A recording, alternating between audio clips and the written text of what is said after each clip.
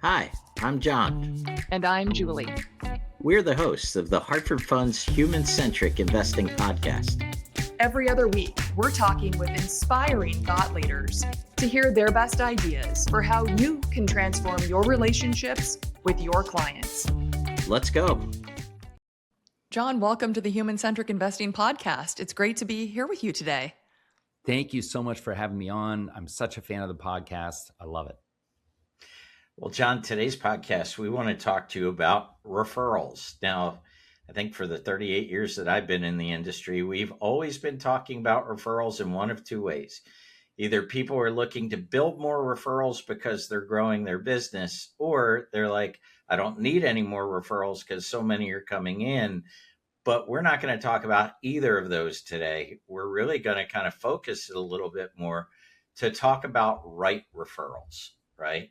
And we're really interested in, we know that you work across the spectrum with many different teams and financial professionals, but we really want to talk to you today about those nuggets that you can provide our audience about some of the things you see going on, good and bad, when it comes to generating the right referrals, not just a certain number of referrals. So with that as a lead in, why don't you tell us a little bit about what you've seen out there and maybe some of the ways we can improve it?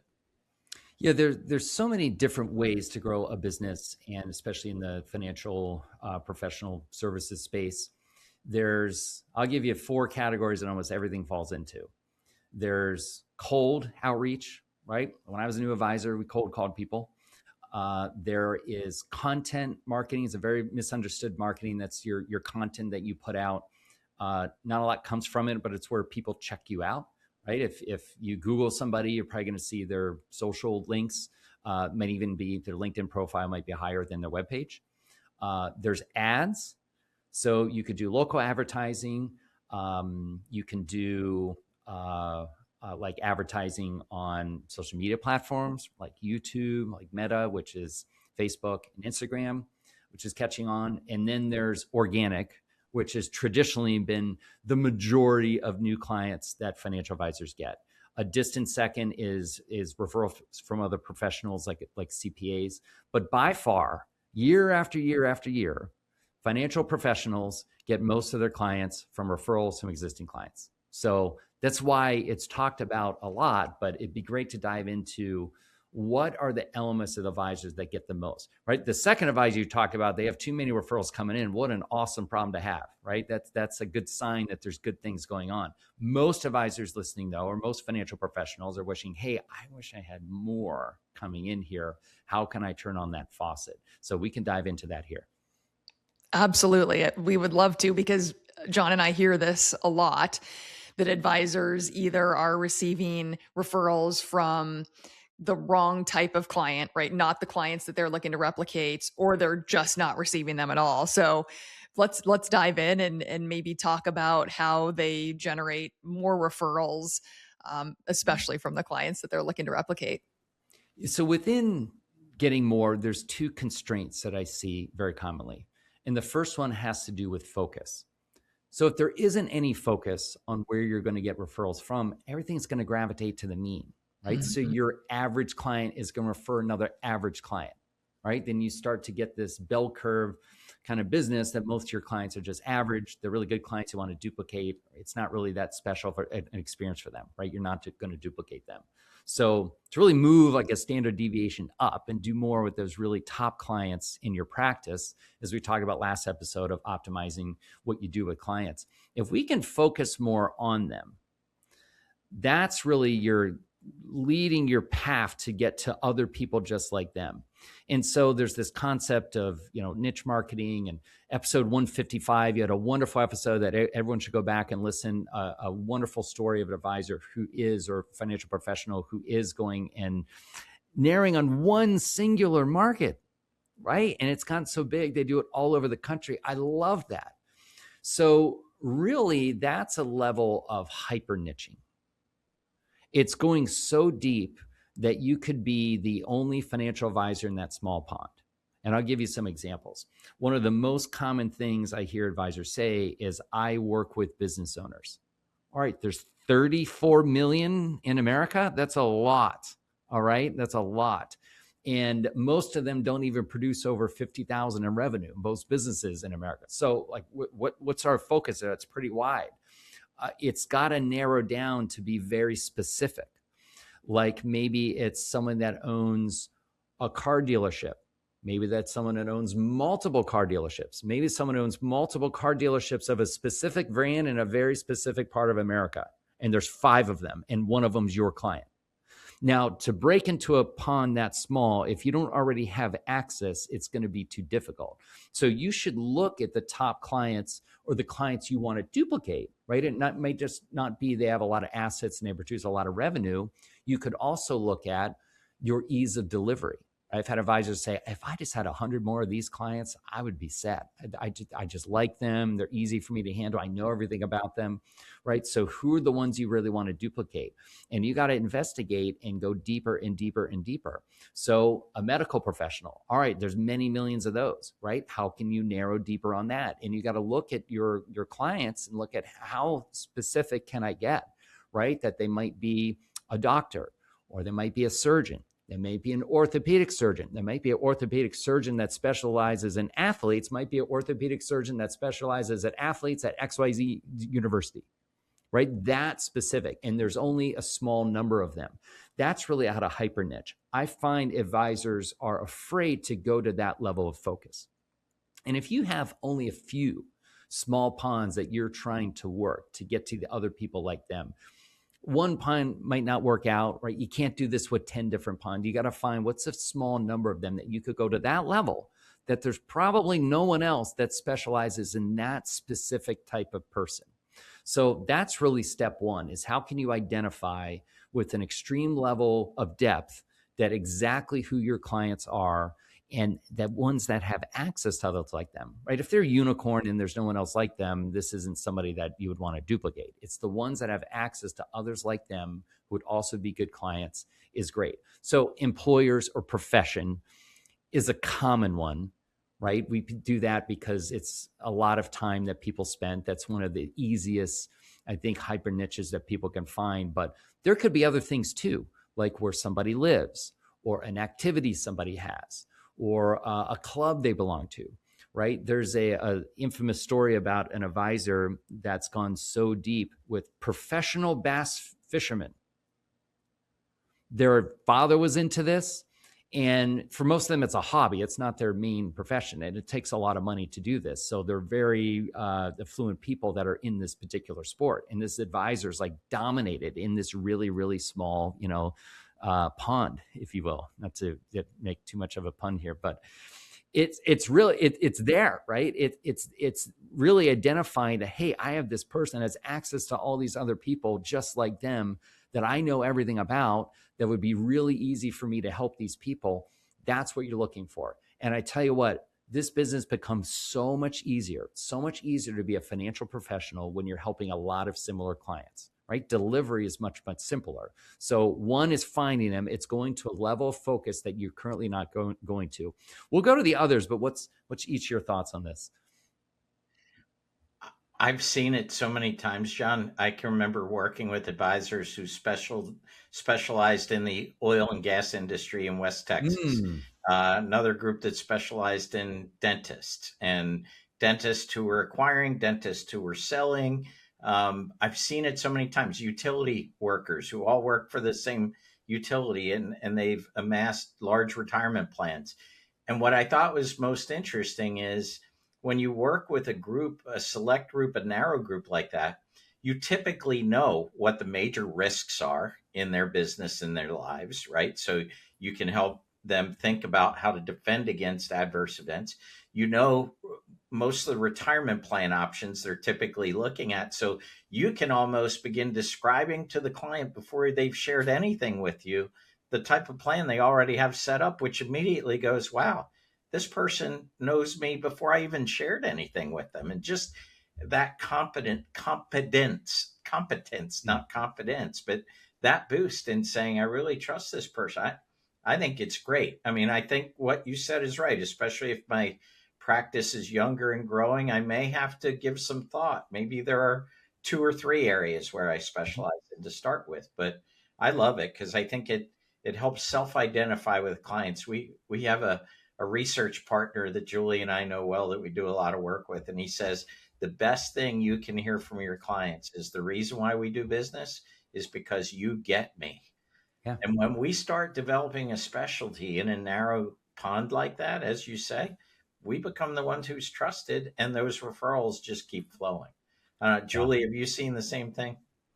Absolutely. I think understanding your client's profession or the world that they're in and speaking their language, if you will, and anticipating those changes or needs or decisions, it's huge. And I think it's an interesting point that oftentimes financial professionals don't know where some of these niches could be. They haven't stepped back and sort of analyzed their book and understood, oh, I do have three physicians. Interesting. And they're actually more closely related than I thought. And so starting to go through that process and really look for some of that, I think can also be incredibly beneficial. And But John, one other experience, kind of funny to think about, Julie, I'm sure this happened to you. Uh, we had a financial professional who was working with a certain group of clients. I think it was oil and gas at the time. And the one that did a lot of business with these folks, we did client meetings at their favorite honky tonk with sawdust on the floor. And another financial professional invited them to come to his posh country club, right? Where they felt like a fish out of water. Guess who Yeah. got the business, right? It's Yeah. about knowing the client, knowing as much as you can about them and making them comfortable. And that's what we get more used to when we develop those niches. That's awesome. But I want to hear about some of the other things that you I do mentioned Yeah. as too. well. Yeah. We could talk about The that one for a thing long I'd say time. on this for listeners, you might not stay in these ponds forever, right? If you find a pond and it makes your career awesome, right? I've seen that happen for people. Like it might be an industry, it might be an employer that you just crush it and it makes your whole career wonderful, wonderful if you find that. It's just not everyone, right? Not everyone has access to that. So it's likely you want to work up to 3 ponds at a time, right? And see what you can get. And if you get 4 of the 5 clients that are in that pond, you're probably not going to get the 5th. That's okay. Then it's time to move on to that next one, right? But we're trying to get larger clients faster, right? Instead of getting 10 clients with $1 million, why not get one client with 10 million, right? It's a lot less work. So that's really that's really the thinking to go in here. So advisors are just, again, they're afraid to just dive into these, but something's going to hit if you're working a few of them. So then the next level of this, the next constraint that comes up after focus. Once you get the level of focus, you identify these are the clients that are in these ponds. At the level of depth and clarity that I need. Now the next constraint is framing. Is how do you frame with these clients that they are the type of people you help best? And anyone listening, any financial professional out there has probably gotten random referrals in their career. I did when I was an advisor. And the reason we get random referrals is there's a lack of framing. That's your signal. All right. So if you get somebody's kids who aren't really a fit for you, I mean, I'm a fan of helping out the kids to help out the kids, but that's the only referrals you're getting, right? That's not your target market. If you're getting someone's, brother or neighbor and they have no money, right? That's not your target market. It's how do you duplicate your best people? And we've got to frame with these people in these ponds that you specialize in helping people exactly like them. So we've got this whole framing that is actually the ultimate referral positioning. It doesn't even feel like referral positioning. All right. All of these referral positionings that are out there, they're great. There's many of them. I'm friends with some of the people that have invented some of these, but they all seem to lack this element of framing, of being very specific about who you can help best. So in the framing, it really is identifying specifics about this client, right? Like you are an orthopedic surgeon that specializes in athletes at XYZ University. You're exactly the person I know everything about. I really enjoy working with you. And when you frame the things that you enjoy about working with them, as far as things that can see with others, that's kind of the secret here. So you're calling out the avatar, which is just a fancy name for target market, right? If you're calling them out, you're exactly this type of person. And then you can even name some of their qualities, right? You're really busy and you outsource this. We handle this for you. You're open to new ideas. You implement the ideas. You want someone to do XYZ for you, right? It's naming the qualities of that person that really makes them a great client that they can see in others. They might not know the AUM of another person, right, that they work with, or another person at their club, whatever your small pond is. So you have to name qualities that they can see in others, but it's really critical that you call out that avatar, that target, that you are the type of person I help best. And sometimes top clients don't even realize that they're top clients. A lot of times they think, when I did this in my practice, people were really, I thought it was just a regular middle client for you. I had no idea. And so it's kind of flattering for them to hear that, oh, wow, you're the type of person that you enjoy working with the most. And I'm a really good client for you. It makes them feel really good. And so the only thing you can really influence when it comes to referrals is when someone goes back to their pond, is their antenna is up and their radar is on. It's really all you can do. All right. The referral techniques of, write down the other 5 people in your pond, right? It's awkward. They're not going to have someone on the spot, especially if you're doing it after a long meeting. I'm sorry, but people's financial tolerance is not as high as yours, financial professionals. They're grinded out by the end of your meeting. I can guarantee it. And to add on a referral ask at the end of it is usually a wasted effort. So you could do this framing completely separate from any conversation. It could be just, hey, Julie, hey, John, thank you for being a client. I just wanted to share with you, you're one of the people that I feel like we help best. You're our ideal client. Let me tell you why. And you go through those particular areas. And all you have to do is just say, if there's ever anyone exactly like you, I'll make time for them. But it's the framing part, that's the one that people miss. They're afraid to go to that level of specificity, or they just don't know who it is, but they don't really call out, right? They just say, hey, I'm open for referrals, right? Or they don't say anything at all, but it's really helping them see who you can help best. And when advisors do that, that really increases the quality of referral. And that puts them in a space where, okay, I need less new clients coming in because I don't need, I don't need 10 $500,000 clients. I can just get one $5 million client, same amount of revenue for 1/10 the work, right? And a 5 million AUM client isn't that much more work than a $500,000 AUM client. So that's the kind of things we're after there. But it's focus and it's framing. It's the 2 constraints we see all the time that really limit the practices from getting as many organic referrals as they could. Do you find that there's a fair amount of assuming happening on both sides of the coin? So financial professional is assuming that clients know that they're open for business, if you will, or taking on new clients. And clients are assuming that their financial professional that maybe is well established, successful in a community is like the physician that is not taking new clients. And so, without having this conversation, do you find that there are a lot of assumptions being made, and so then no one dips their toe into the referral waters, if you will, because it could get awkward? Yeah, I think you assessed it perfectly, Julie. It's a lot of assumption. I think a lot of clients don't realize, oh, maybe the advisor's on, or the financial professional on some kind of salary. They don't need any business, right? The institution they're with, they just give them stuff. They don't have to worry about it. They may not know, right? They might not have any idea that the financial professional is trying to build a practice, right? And they rely on introductions to others is by far the most common method, the most likely method that practice is going to build. So there's definitely an assumption was such a perfect word, right? There's assumptions on both sides of, they don't want to give me the referrals, right? It'll ruin our relationship if I bring it up. I'm just not going to bring it up, right? It's easier to do our old ways of not doing anything, as opposed to getting uncomfortable and bringing it up. And then on their side, they don't know, right? They don't know that you could help other people or that you're open for business. They just don't know. So there's a delicate balance of being professional, not being a sleazy salesperson, being perceived as that. There's definitely some weird elements there. So this is where the psychology stuff is fun, because can quickly diagnose just things advisors are thinking that holds them back from doing the things that they should be doing or they could be doing that actually work.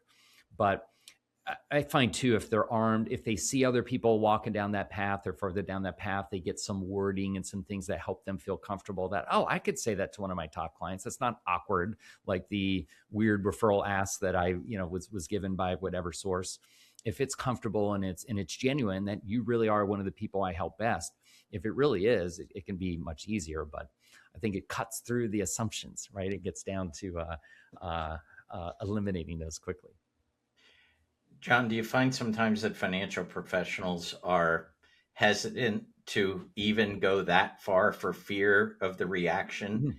they might get from that client? And my observation is that typically, if I've done a great job for you and we're pretty good friends, as long as I'm not saying to you, hey, can you give me three people? Can you give me five? As long as you let them know that, hey, I'm up for business because I think we've done really well together, I think people want to help, you know? Yeah, they Um, want to be part of a winning team, right? And right. everyone does. So if a referral helps somebody, I think it's great. I've even heard advisors say, if I worked with more people like you, I could work with less people overall and give you more attention and more time and more focus on my recommendations for you, right? So it feels like an incentive for them. So that's really the way we should look at it, that this could be a win for everybody. I've heard it said once that, financial professionals ought to maybe think of their firms as a membership, right? And Mhm. membership means there's things that go both ways, right? Sometimes we're so convinced that we need to provide everything, right? But there's also something that the client provides me for being part of this membership. And I think kind of defining what the rules of membership are and why you're a great member of this practice, I think gives people a sense of pride. Like I am special. Yeah. I'm fortunate to be able to work with Jon Randall on my financial stuff, and I would actually want to help John find other right people like me. So I think that's the environment. Yeah, I think you're it saying is. we want to And if we it's want to crystal create. clear who those people are, then Exactly, it helps a lot. not It just helps a fog lot. a mirror, right? Yes, exactly. And two, I think we have to have a confirmation of value to bring this up, right? Yeah, If you're not sure if the client really values what you do, an easy way is just ask them. You could do something different, like, I want to be one of the best at what we do, is helping whatever the target market is. What do you see that we can do better? And most of the time, it's going to say, "Oh my gosh, you're so great. You just generated a value conversation." Then you can go into, "Oh my gosh, well, I really like working with you. You're one of my favorite clients. Here's why." And you go through that and you just open the door that always make time for the people like you. It's that focus, that framing. It's really it. There's a whole nother, so that's getting people into your funnel. Once you get people in your funnel, advisors don't have ways to warm them up, I find. So geez, we could do a whole episode on this, but we've developed at XFA a prospect velocity system that really warms prospects up, because there is a direct correlation with the larger amount of assets. There's a larger amount of time it takes to land them as clients. So how do we condense that time, right? How do we get them to be in sooner? How do we get them to buy in the interactions instead of it taking many, many interactions? In the financial services endeavor, it can be a big, scary thing for some clients to open the door to talk to an advisor or a financial professional about their offering. I mean, it could be as uncomfortable as going to a medical exam that isn't very comfortable, right? So we have some professionals who also have tax businesses, and it's a lot easier to get a new tax client than it is a financial management client, right? It's a lot easier. So there's definitely some barriers. So you need a system that can warm up those prospects to accelerate, or what we say, accelerate the timeline for them to become new clients. It's really a big common gap that we see in a lot of practices. So those that want to get really good at acquiring organic clients faster, these are some of the constraints that we see, that there's lack of focus, lack of framing. They don't have a system or process to warm people up. And once they install those, look out. Growth can come really, really fast. Well, John, if you could leave financial professionals listening today with one mindset shift about referrals that would really change how they approach this long term, what might that be? Especially for those financial professionals that maybe have tried this with no success, or they feel really awkward every Yeah. time they start the conversation, so they've just stopped having it. Or maybe they've been, they're in a little bit of a feast or famine situation where there are a couple of referrals dribble in and then nothing happens for 9 or 12 months. What would your words of wisdom be for our Yeah. listeners today on this topic of referrals? Along the lines of focus, a lot of us as advisors, we're trained, ask for a referral every single time, right? Every single client interaction that you have. And people become numb to it, right? It's not a special conversation.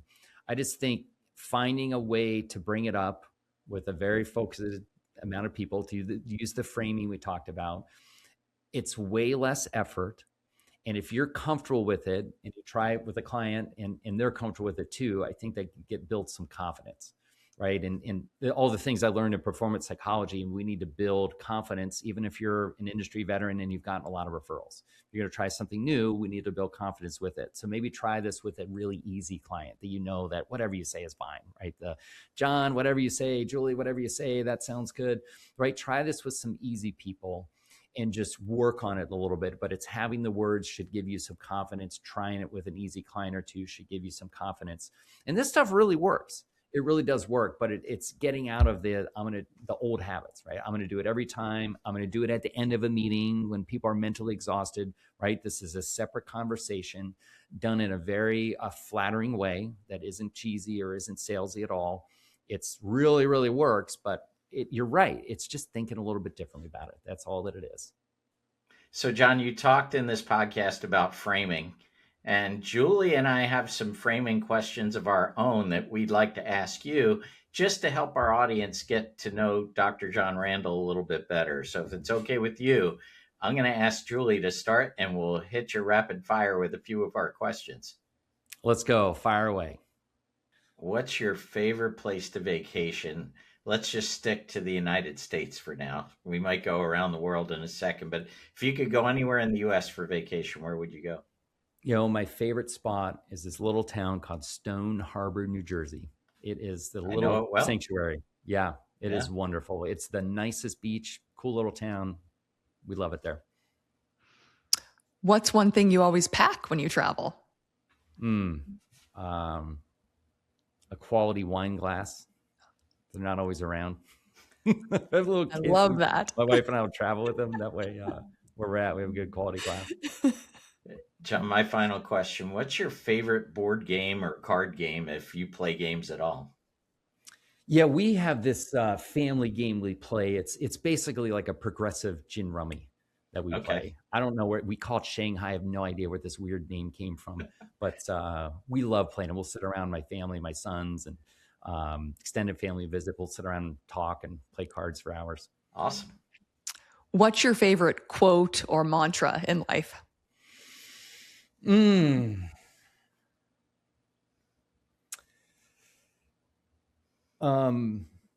learned this from somebody else. Quality creates demand. Right? Whatever we do at the highest level of quality, good things will happen.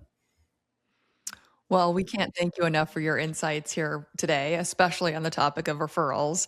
And for our listeners who are interested in learning more, be sure to check out the XFA website at www.xfa.coach. There are some resources there that you can access. You could also register for an upcoming XFA scaling workshop to help get your practice benchmarked, identify your constraints, and look at your growth opportunities, including referrals. So thank you again. We can't tell you how much we enjoyed the conversation, and we learned so much from you today. Thank you both. These are fun. Keep the podcast going. Thanks for listening to the Hartford Funds Human-Centric Investing Podcast. If you'd like to tune in for more episodes, don't forget to subscribe wherever you get your podcasts, and follow us on LinkedIn, Twitter, or YouTube. And if you'd like to be a guest and share your best ideas for transforming client relationships, email us at guestbooking@hartfordfunds.com. We'd love to hear from you. Talk to you soon. The views and opinions expressed herein are those of the guest, who is not affiliated with Hartford Funds.